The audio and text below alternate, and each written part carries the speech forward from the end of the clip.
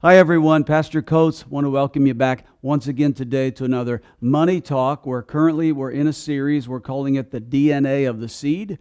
To remind you, we're teaching that the harvest that comes is always of the same nature and design as the DNA of the seed that was its source. So for the last few weeks, we're talking about the seed of honor.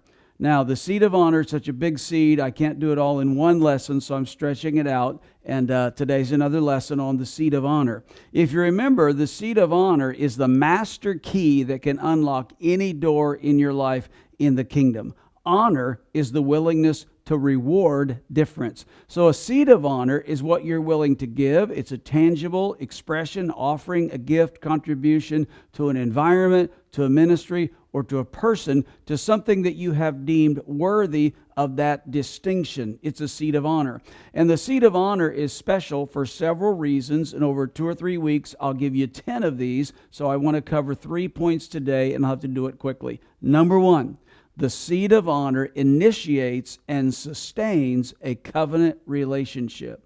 If you are in any type of a covenant relationship, like a marriage, a business partnership, a church covenant, but especially your relationship with God through Jesus, it was the seed of honor that made that covenant relationship possible, and the seed of honor sustains that relationship.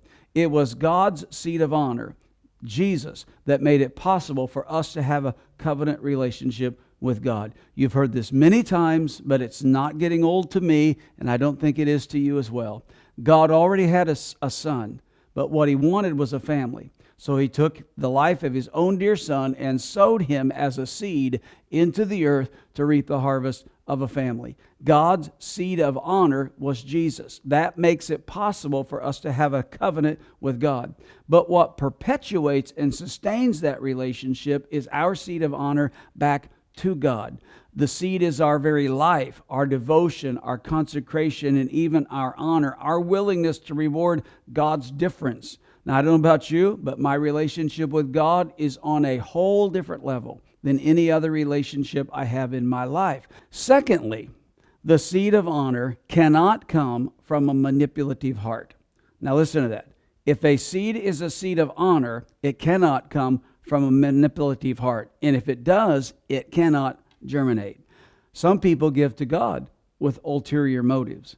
Some people sow into the lives of others with ulterior motives. I've even had people sow into my life with ulterior motives. But when they do that seed, they may think it's a seed of honor, and they may think any type of a seed is a seed of honor, but it's not. If it's sown with wrong motives, if it's given with a wrong attitude, a seed of dishonor cannot become a seed of honor, and the dishonor will absolutely prevent that seed from ever generating.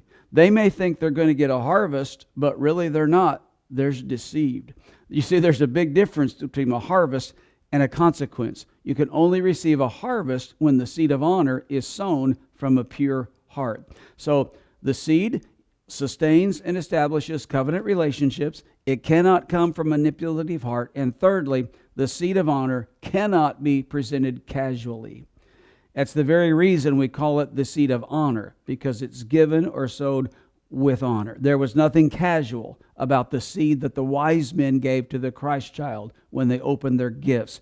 There was certainly nothing casual about the seed of honor that the lady in the scriptures sowed into the life of Jesus when she broke that alabaster box and poured a container of pure nard that was worth 1 whole year's wages. She poured it out on Jesus' feet and wiped his feet with her hair. That was not casual. That was a priceless gift, because it was worth 1 whole year's wages. It was a passionate gift. She had passionately expressed her love for God. I don't think you could observe that situation taking place and her wiping Jesus' feet with her hair and say it was anything casual at all. It was very passionate. It was priceless. It was passionate.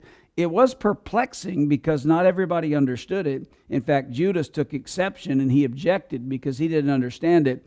But ultimately, it was a precious seed. It would have been a seed that would have been easier for her to keep than sow.